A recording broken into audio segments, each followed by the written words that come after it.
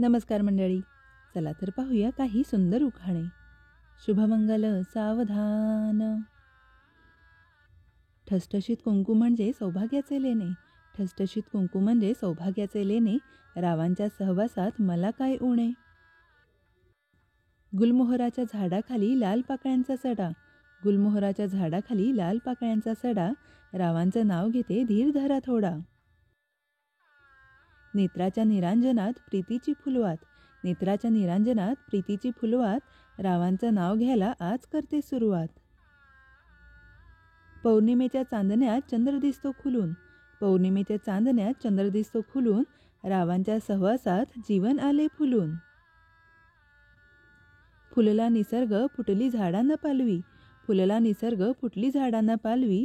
आयुष्यभर सोबत मला टिंबटिंब रावांची हवी. दोन वाती एक ज्योती.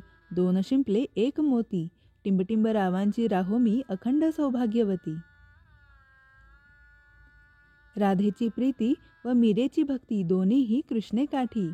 आणि माझी भक्ती प्रीती आहे फक्त टिंबटिंब रावांसाठी. इंद्रधनुच्या सप्तरंगाने मन माझे भुलते. इंद्रधनुच्या सप्तरंगाने मन माझे भुलते. टिंबटिंब रावांमुळे जीवन माझे खुलते. कनकाच्या गोट पाटल्या हातात सरी ठुशी गळ्यात. कनकाच्या गोट पाटल्या हातात सरी ठुशी गळ्यात.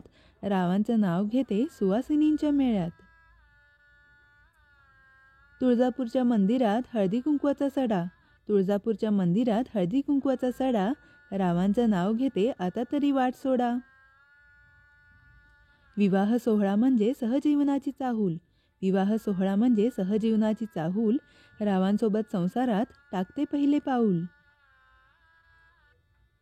शंकराला पार्वती काव्य सुचवते. रावांचं नाव घेऊन विडा मी उचलते.